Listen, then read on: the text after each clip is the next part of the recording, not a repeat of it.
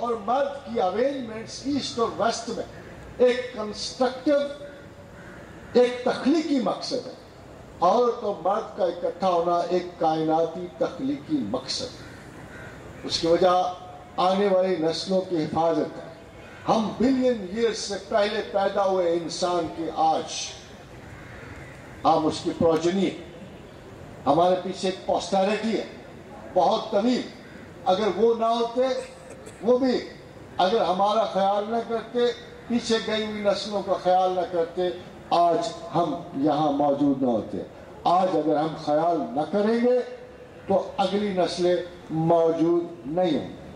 خداوند کریم نے ہمیں جبلت اس لیے دی ہے کہ ہم حفاظت سے استعمال کرتے ہوئے اس زمین کے اس آخری انسان تک پہنچائیں. یہ امانت جو ہمیں دی گئی ہے جس نے آگے آنا ہے.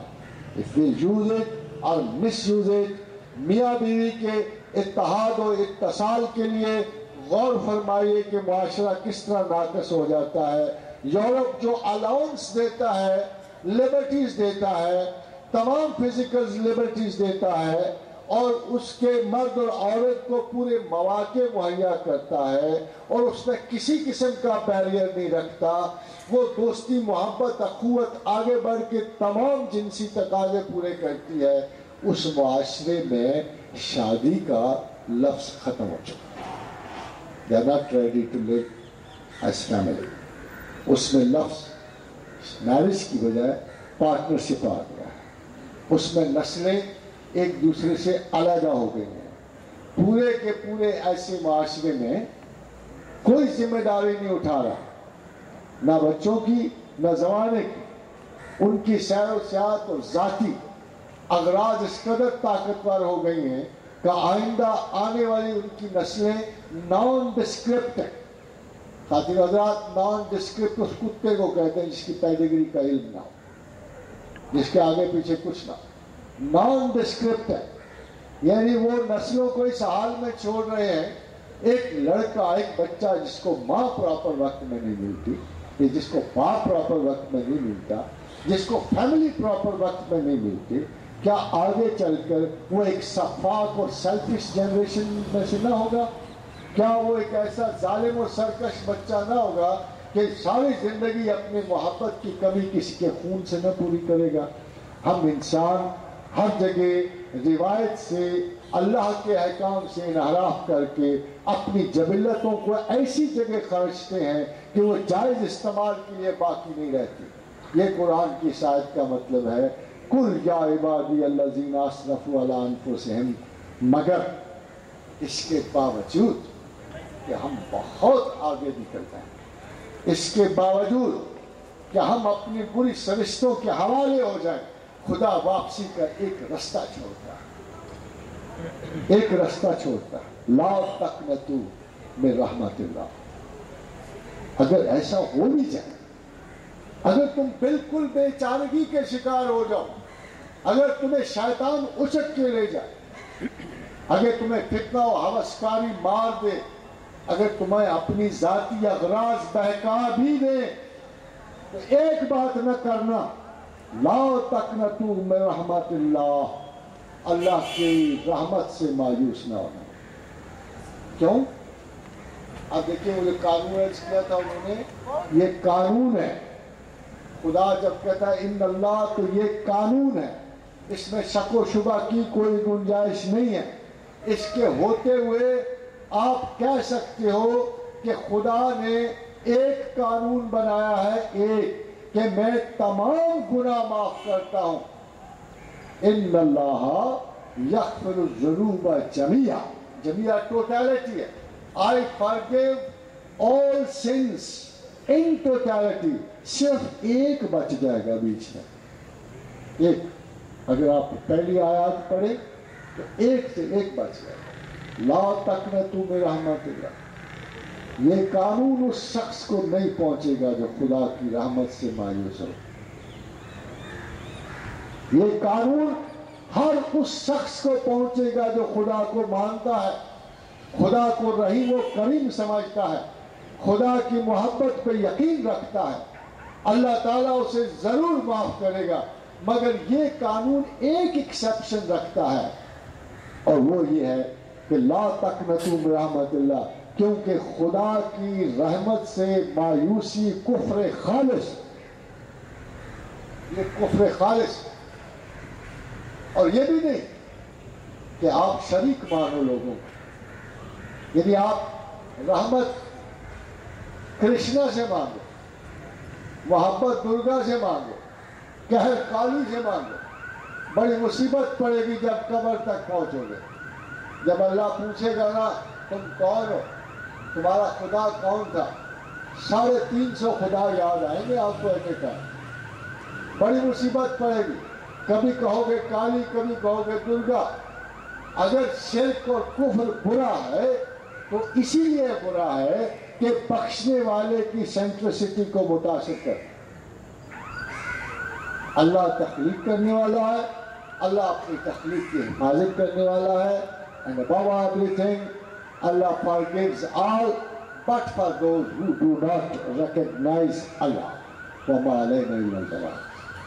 Before we take our next question, because no time for Maghrib prayer, so every question I think would need more deliberations. I request that we break for Maghrib prayer, and after Maghrib prayer we get back again to.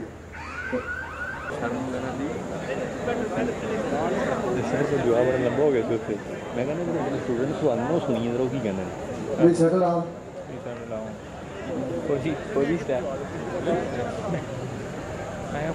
ہے نا، please seven up جگہ صحیح ہے، اچھا ہے، آیا کچھ ہاں پڑھا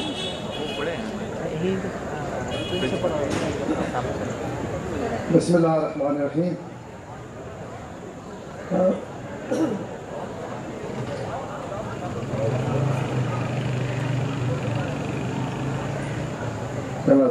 Kamala Hassan, please tell the students to keep. Kamala Hassan, ان کو بتائیں چپ کر اس سائڈ کے اوپر. First of all, I'll just like to say one for the students. جب ہارون آیا تھا یہاں پر فنکشن کرنے کے لیے تو ڈنڈے والے بندے چاہیے تھے انٹری روکنے کے لیے. آج جب رمضان کی بگننگ میں قرآن اور اس کی کتاب کی بات ہو رہی ہے تو ڈنڈے سے بندوں کو لانا پڑتا ہے. So we can well imagine how and where the priority of the educated lot lies.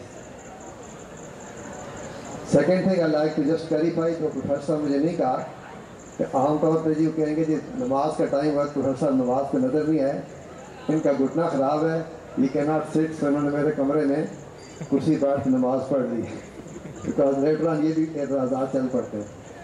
So first question, sir. Which elements are fixed in one's fate and destiny?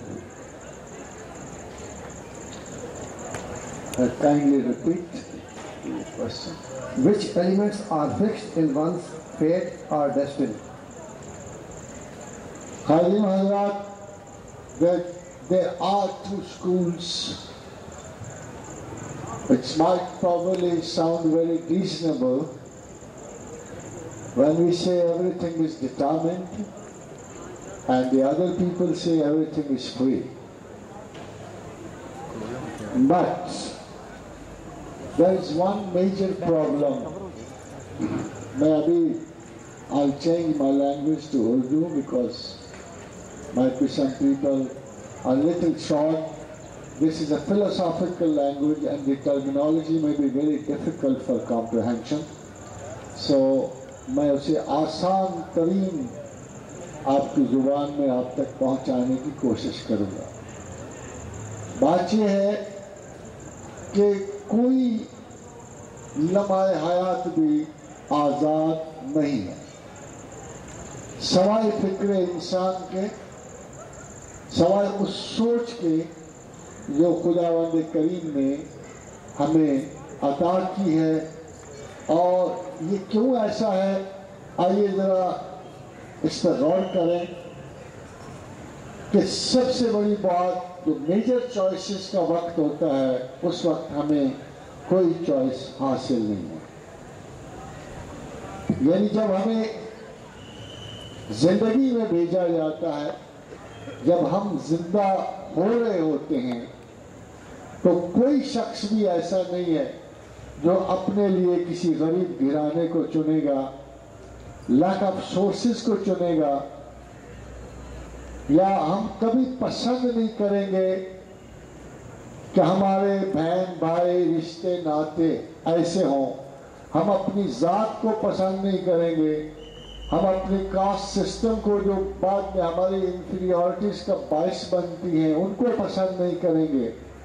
तो सबसे बड़ा जो जबर है वो यही है कि हमसे पूछे बगैर, हमारी इत्तला के बगैर हमारे पेरेंट्स का चुनाव होता है, हमारी फैमिलीज का चुनाव होता है, और ये एक सिस्टम की वजह से होता है। कोई गुर्बत, कोई अवारत, कोई औस्त मौजूद नहीं है। अगर आप तवज्जो से मेरी बात सुनेंगे तो फिर आपको समझ आएगी बात कि हालात, वाक़यात तमाम डिटरमिन हैं और इनमें से कोई चीज़ ऐसी नहीं है जो हमारे बस में हो। कुछ इंसान, कुछ लोग शऊर पाके अपने आप को इतना मोतबर जानते हैं कि अपनी ज़िंदगी का खालिक और मालिक अपने आप को समझते हैं और ये दावा करते हैं कि हम अपनी ज़िंदगी खुद बनाते हैं। मगर खातिन व हज़रात, आप 18,000 जीनस में एक जीनस, ज़मीन पर मखलूक़ात की बेअंदाज किस्में हैं, और डिटर्मिनिज्म पर गौर करते वक्त हमें सिर्फ अपना आप सामने नहीं रखना, बल्कि हम हर उस मखलूक को मद्देनजर रखेंगे जो हमारे साथ इस जमीन पर, इस कुर्राए अर्ज़ पे बसती है। हम ये गौर करने की कोशिश करेंगे कि क्या sparrows live on their own choices, क्या buffaloes live on their own choices, क्या ये बेशुमार मखलूक़ात जो हमारे साथ, ये परिंदो चरिंद जिंदा हैं, क्या इनके पास इनकी ज़िंदगी के चॉइसेस मौजूद हैं या नहीं हैं, या अगर मौजूद हैं, इन मखलूक़ात के पास भी चॉइसेस मौजूद हैं, तो क्या कोई मखलूक अपनी चॉइस से डाइवर्ट कर सकती है या नहीं कर सकती। अगर आप देखोगे तो सवाए चंद इंसानों के जिनका ये दावा है कि वो अपनी ज़िंदगी खुद गुजारते हैं या वो अपनी ज़िंदगी के मालिक हैं, उसके अलावा ज़मीन पर कोई ऐसी चीज़ नहीं है कि जो पहले से डिटरमिन ना हो। सवाल है क्यों? सवाल ये है कि पहले से डिटरमिन क्यों है। देखिए, एक दफा डिक चीनी से वो अलजायर फौज भेज रहे थे अमेरिकन, उससे पूछा गया कि एक अजनबी माहौल में तुम फौज उतार रहे हो तो will they be able to survive उस माशरे में, उस माहौल में। तो डिक चीनी ने कहा कि वी हैव ऑलरेडी मैनेज्ड, कि अगर इनको सुई की भी जरूरत होगी तो हमने पहले से इनका बंदोबस्त कर दिया। खातिन व हज़रात, आसमानों पर एक बहुत बड़ी जंगो जदल हुई, एक इंटेलेक्चुअल बैटल हुई, शैतान और इंसान के दरमियान में दर्जात का फैसला हुआ। इंसान को मस्जूद मलाइक ठहराया गया, फिर खता हुई, इंसान के बेनिफिट के लिए उसको जमीन पे भेजा जाना का फैसला हो गया। मुस्तकरुन व मताउन इलाहीन, ऐ हजरत इंसान नीचे जा, इसमें तेरा थोड़ा फायदा है। अब तू जन्नत में तो नहीं रह सकता, मगर अब तू सफाए हाल के बाद, ज़हनी इर्तिका के बाद दोबारा तू हमारी इस कायनात बाला को पलट सकता है। अब मुझे खुद बताइए, अगर अल्लाह इंसान